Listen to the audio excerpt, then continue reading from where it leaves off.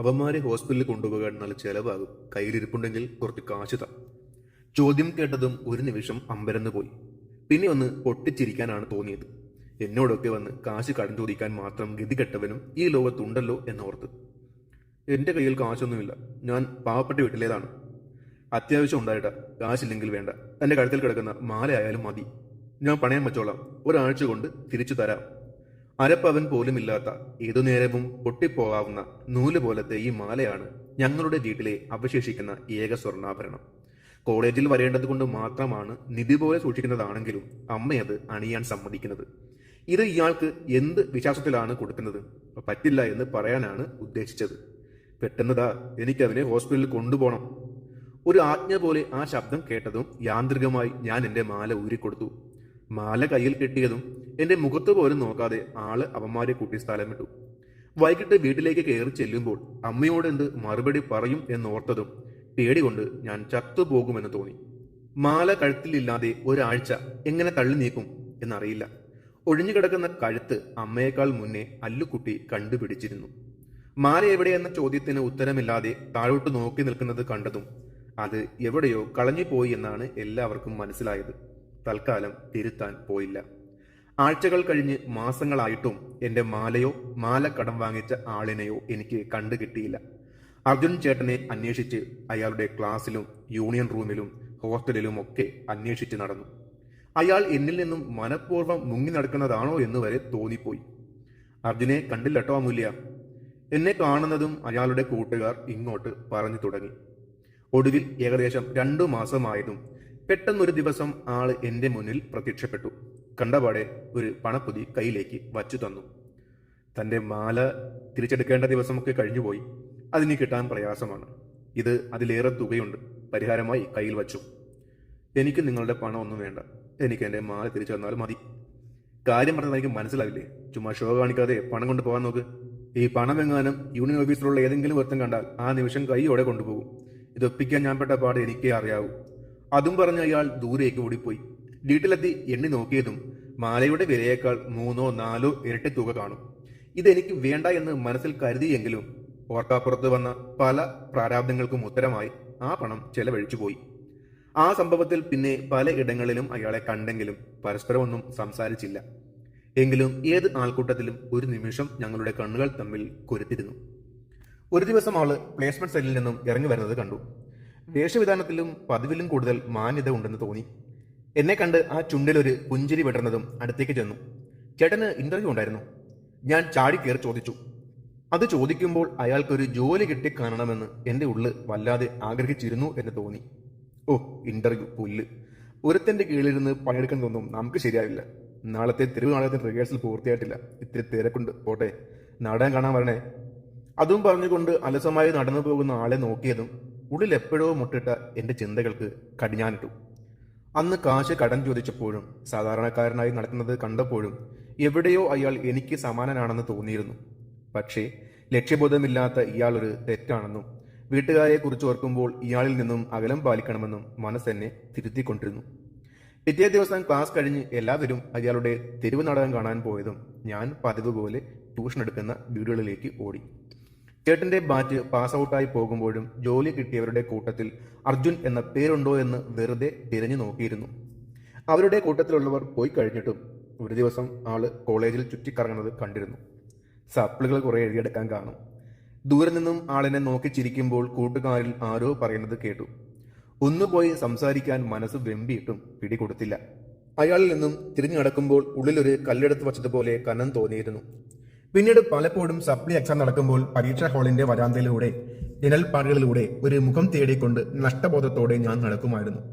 എങ്കിലും ആ മുഖം എവിടെയും കണ്ടു കിട്ടിയില്ല. അതിനിടയിൽ എനിക്ക് ഞാൻ ആഗ്രഹിച്ച പോലെ ഏറ്റവും നല്ല ശമ്പളമുള്ള കമ്പനിയിൽ തന്നെ ജോലിയായി. ആ വാർത്ത വീട്ടിൽ ഉണ്ടാക്കിയ ചലനം ചില്ലറയായിരുന്നില്ല. അച്ഛന്റെ മുഖത്ത് വീണ്ടും ചിരി പടർന്നു തുടങ്ങി. എന്നെ ഒറ്റയ്ക്ക് ബാംഗ്ലൂരിലേക്ക് വിടുന്നതിനോ ഞാൻ വീട് വിട്ടു നിൽക്കുന്നതിനോ ഒന്നും ആരും ആശങ്ക പോലും കാണിച്ച് കണ്ടില്ല. ഈ ജോലി അവർക്കെല്ലാം അത്രയ്ക്കും പ്രതീക്ഷകൾ നൽകുന്നുണ്ട് എന്ന് തോന്നി. ജോലി കിട്ടി 1 വർഷം കഴിഞ്ഞതും അച്ഛൻ പോയി. ഞാൻ ഇവിടെയും അവർ നാട്ടിലും. 2 വീട്ടുവാടക കൊടുക്കുന്നത് നഷ്ടമാണെന്ന് തോന്നിയതും അവർ 3 പേരെയും ബാംഗ്ലൂരിലേക്ക് കൂട്ടി. സഹോദരങ്ങളുടെ പഠനം, ഓഫീസിലെ ജോലി തിരക്ക്, ഇതിനിടയിൽ തളർന്നുവെന്ന് തോന്നുമ്പോൾ ഒരു പുഞ്ചിരിയോടെ അർജുൻ ചേട്ടന്റെ മുഖം മനസ്സിലേക്ക് കടന്നു വരും. ആൾ എവിടെയായിരിക്കും, എന്ത് ചെയ്യുകയായിരിക്കും എന്നൊക്കെ അറിയാനുള്ള ആകാംക്ഷ തോന്നും. സോഷ്യൽ മീഡിയയിലും എനിക്ക് പരിചയമുള്ള അയാളുടെ കൂട്ടുകാരുടെ ഇടയിലുമൊക്കെ അന്വേഷിച്ചു എങ്കിലും ഒരറിവും എവിടെ നിന്നും കിട്ടിയില്ല. സാമ്പത്തികമായി പിടിച്ചു നിൽക്കാനായി എന്ന് തോന്നി തുടങ്ങിയതും ഇത്തിരി സ്ഥലം വാങ്ങി വീട് പണി തുടങ്ങി. കഴിഞ്ഞ വർഷം സ്വന്തം വീട് എന്ന സ്വപ്നം സാക്ഷാത്കരിച്ചു എങ്കിലും ഫിനിഷിംഗ് വർക്കുകളൊക്കെ ബാക്കിയുണ്ട്. അപ്പു ഡിഗ്രി കഴിഞ്ഞ് പാർട്ട് ടൈം ജോബും IAS കോച്ചിങ്ങുമായി ഡൽഹിയിലാണ്. അവന്റെ കാര്യങ്ങൾക്ക് വേണ്ട പണം അവനിപ്പോൾ സ്വരൂപിക്കുന്നുണ്ട്. അല്ലു ഗവൺമെന്റ് കോളേജിൽ MBBS പഠിക്കുന്നു. അമ്മ വീട് നോക്കി സ്വസ്ഥമായി ജീവിക്കുന്നു. അച്ഛനില്ല എന്നതൊഴിച്ചാൽ ജീവിതം സുഭദ്രം. ഒരു വിവാഹത്തെക്കുറിച്ച് അമ്മ ഇടയ്ക്കിടെ ഓർമ്മിപ്പിക്കും. ഒരു പങ്കാളിയെക്കുറിച്ച് ചിന്തിക്കുമ്പോഴൊക്കെ അർജുൻ ചേട്ടന്റെ മുഖം മനസ്സിൽ തെളിഞ്ഞു വരും. ഒരു വാക്കുകൊണ്ടോ നോക്കുകൊണ്ടോ അയാൾ പ്രതീക്ഷ തന്നിട്ടില്ല. എങ്കിലും അയാൾ എൻ്റെ ആരോ ആയിരുന്നുവെന്ന് മനസ്സിപ്പോഴും വികസിക്കുന്നു. ചിലപ്പോൾ തോന്നും എനിക്കൊരു തരം ഉന്മാദം ബാധിച്ചതാണെന്ന്.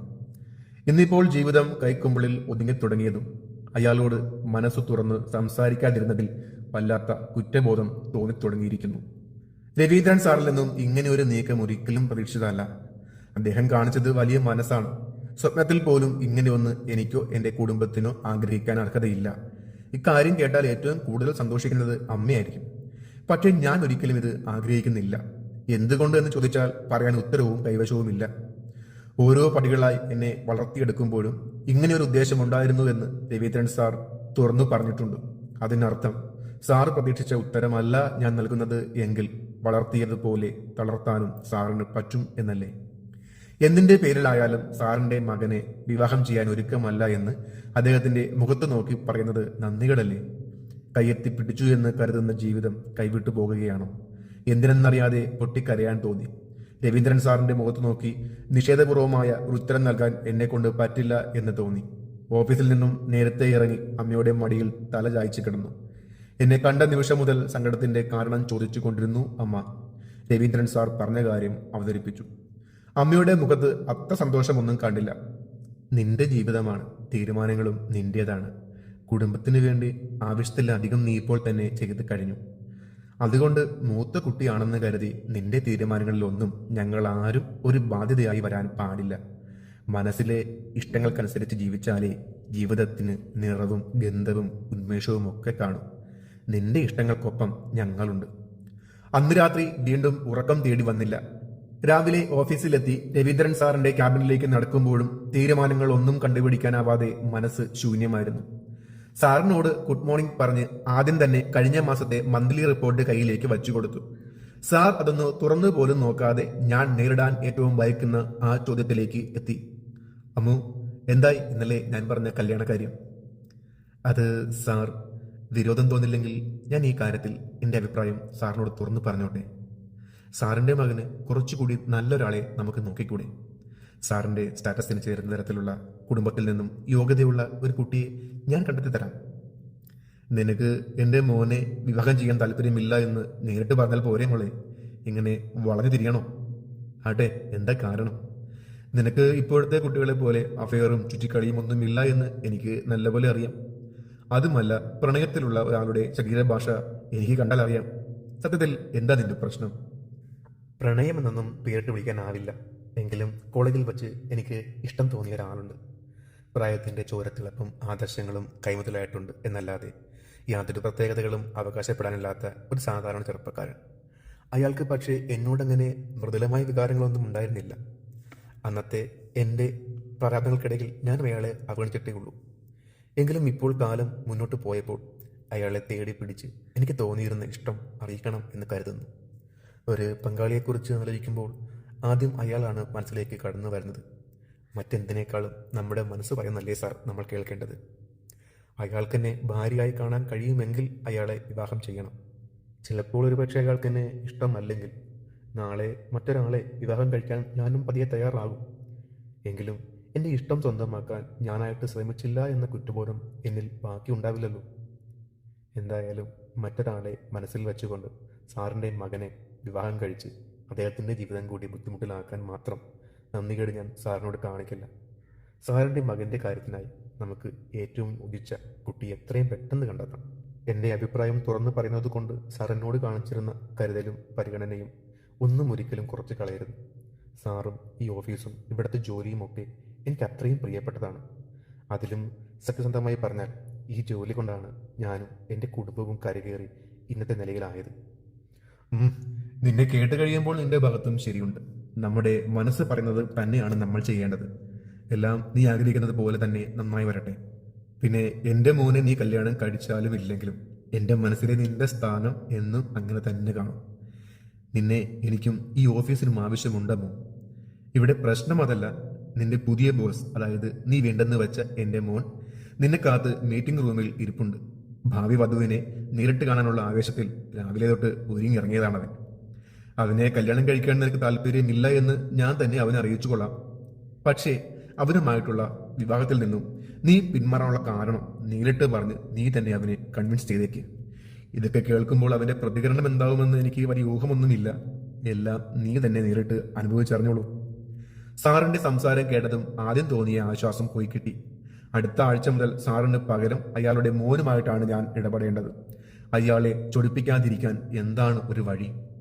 മീറ്റിംഗ് ഹാളിലേക്ക് നടക്കുന്ന വഴിക്ക് റിസപ്ഷനിലെ കണ്ണാടിയിൽ നോക്കി നല്ലപോലെ കഷ്ടപ്പെട്ട് മുഖത്ത് ആവുന്നത്ര കൂതറലുപ്പ് വരുത്തി.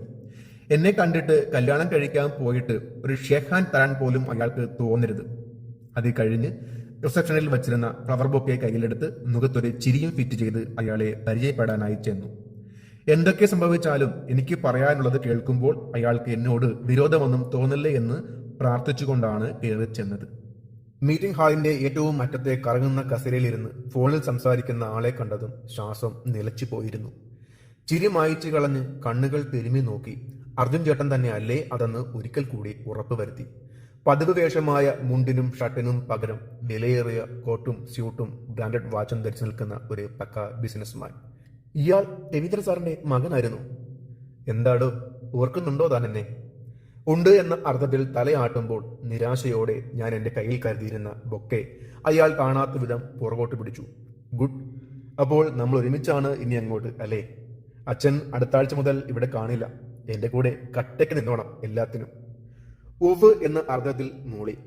അതേ കണ്ടതും ആള് എഴുന്നേറ്റ് അടുത്തേക്ക് നടന്നു വന്നു. എന്റെ രൂപത്തിലും ഭാവത്തിലുമൊക്കെ അസ്വസ്ഥത തോന്നിയതും ഞാൻ രണ്ടടി കൂടി പിന്നിലേക്ക് നിന്നു. ഞാനുമായിട്ടുള്ള വിവാഹത്തിന് നിനക്ക് താല്പര്യമില്ല എന്ന് അച്ഛൻ ഇപ്പോൾ എന്നെ വിളിച്ച് പറഞ്ഞു. സാരമില്ല, ഞാൻ അതൊരു സ്പിരിറ്റിലെടുക്കുന്നു. എങ്കിലും നമ്മുടെ കോളേജിൽ വെച്ച് നിന്റെ മനസ്സിൽ ഇഷ്ടം തോന്നിയ ആൾ ആരായിരുന്നു എന്നറിയാൻ വല്ലാത്തൊരു ആകാംക്ഷ. ആരാണെന്ന് പറ. എനിക്ക് അറിയാവുന്ന വല്ലവരുമാണോ എന്ന് നോക്കാലോ. ചോദ്യം കേട്ടതും തൊണ്ടയിലെ വെള്ളം വറ്റി നാവ് വരണ്ടു. ധൈര്യമെല്ലാം ചോർന്നു പോകുന്നത് പോലെ തോന്നി. അത്രയും അരികിലായി നിന്ന് ഗൗരവത്തിന്റെ മൂടുപടത്തോടെ എൻ്റെ മുഖത്തേക്ക് വന്നു പതിയുന്ന നോട്ടത്തിൽ ഞാൻ അലിഞ്ഞ് ചേർന്ന് ഇല്ലാതാകുന്നത് പോലെ തോന്നി. മറുപടി പറയാനാവാതെ താഴേക്ക് നോക്കി നിൽക്കാനേ കഴിഞ്ഞുള്ളൂ. പറയുന്നില്ലേ, അതോ ഞാൻ അറിയാൻ പറ്റാത്ത വല്ല രഹസ്യവുമാണോ? നിങ്ങളുടെ ചോദ്യത്തിനുള്ള ഉത്തരം എനിക്ക് തന്നെ അറിയില്ല എന്ന് പറയാനാണ് തോന്നിയത്. ഞാൻ ഇഷ്ടപ്പെട്ടിരുന്നത് എന്നെ പോലെ സാധാരണക്കാരനായിരുന്ന ആ പഴയ മനുഷ്യനെയായിരുന്നു. എന്നേക്കാൾ ഒരുപാട് ഉയരത്തിലുള്ള എല്ലാ സൗഭാഗ്യങ്ങളും കൂട്ടിനുള്ള രവീന്ദ്രൻ സാറിന്റെ മകനോട് ഒരിക്കലും ധൈര്യത്തോടെ എനിക്ക് എൻ്റെ പ്രണയം തുറന്നു പറയാനാവില്ല. ഞാൻ ഇഷ്ടപ്പെട്ടത് ഇങ്ങനെ ഒരാളെ ആയിരുന്നില്ല. ഇയാളുടെ മുന്നിൽ ഞാൻ വല്ലാതെ ചെറുതായി തോറ്റുപോയിരിക്കുന്നു. പ്രിയപ്പെട്ടത് എന്തോ കൈവിട്ട് പോയതുപോലെ ഉള്ളിലെ സങ്കടം ഏറി വന്നതും എൻ്റെ കണ്ണുകൾ കരകവിഞ്ഞൊഴുകി തുടങ്ങി. നിയന്ത്രണം വിട്ടുപോകുമെന്ന് തോന്നിയതും അയാളുടെ സാമീപ്യത്തിൽ നിന്നും പിന്തിരിഞ്ഞു നടക്കാൻ ഒരുങ്ങി. അതേ നിമിഷം തന്നെ കൈകളിൽ മൃദുവായ ഒരു പിടുത്തം വന്നു വീണു. എന്നെ മുഖാമുഖം തിരിച്ചു നിർത്തി. കവിളിലെ ഒലിച്ചിറങ്ങിയ നീർത്തുള്ളികൾ വിരലുകളാൽ തുടച്ചു നീക്കി. പതിയെ മുഖം പിടിച്ചുയർത്തിയതും കണ്ണുകൾ തമ്മിൽ പിണഞ്ഞു. പതിഞ്ഞ ശബ്ദത്തിൽ ആദരമായി സംസാരിച്ചു തുടങ്ങി. പറയാതെ തന്നെ എനിക്കറിയാം അച്ഛനോട് നീ പറഞ്ഞത് ആരെക്കുറിച്ചാണ് എന്ന്. ഈ കണ്ണുകളെ ഞാൻ വായിക്കാൻ തുടങ്ങിയത് എന്നു മുതലാണെന്ന് നിനക്കറിയാമോ? പണ്ട് കോളേജ് വരാന്തയിൽ വെച്ച് മരണത്തെ മുന്നിൽ കണ്ടതും ഒടിഞ്ഞ കൈകളും വെച്ച് നിസ്സഹായനായി ബീരുവിനെ പോലെ തൂണിന് പിറകിൽ ഒളിച്ചു നിന്ന നേരം തോന്നിയത് എൻ്റെ ജീവിതത്തിലെ ഏറ്റവും ശപിക്കപ്പെട്ട നിമിഷമാണ് അതെന്നാണ്.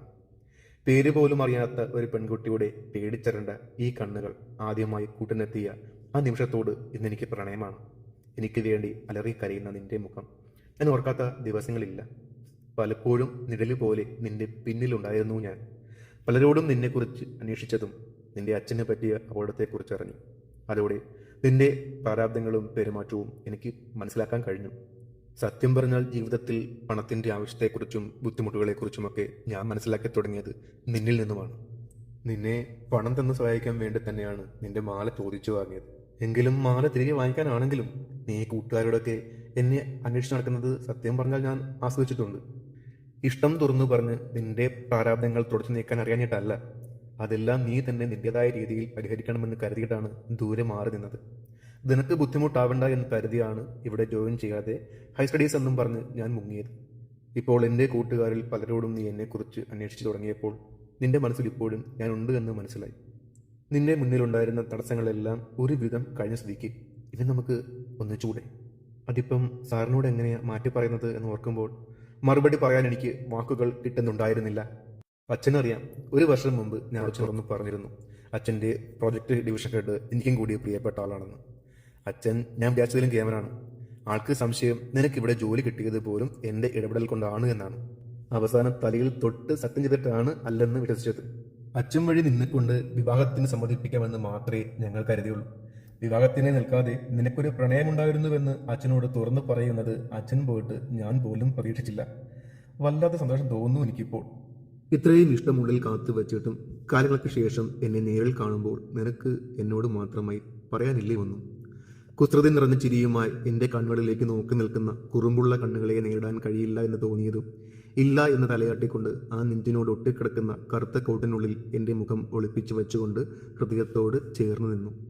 കള്ളച്ചിരിയോടെ ഒന്നുകൂടി എന്നെ ഇറുകെ ചേർത്ത് പിടിച്ച് നെഞ്ചോട് അടക്കി വയ്ക്കുന്ന കൈകളിൽ ഞാൻ എൻ്റെ പ്രണയത്തിൻ്റെ നൈർമല്യവും ഊഷ്മളതയും അറിയുകയായിരുന്നു. പറയാതെ എന്നെ അറിയാൻ കഴിവുള്ള, എൻ്റെ കണ്ണുകളെ വായിക്കാൻ അറിയാവുന്ന എൻ്റെ പ്രണയം എന്നും എപ്പോഴും എന്നോടിങ്ങനെ ചേർന്ന് തന്നെ നിൽക്കട്ടെ. ഈ കഥ നിങ്ങൾക്ക് ഇഷ്ടമായെങ്കിൽ നിങ്ങളുടെ അഭിപ്രായങ്ങൾ കമൻറ്റായി രേഖപ്പെടുത്തുക. തുടർന്നും കഥകൾ കേൾക്കാനായി ഈ ചാനൽ കൂടി ഒന്ന് സബ്സ്ക്രൈബ് ചെയ്യാൻ മറക്കല്ലേ.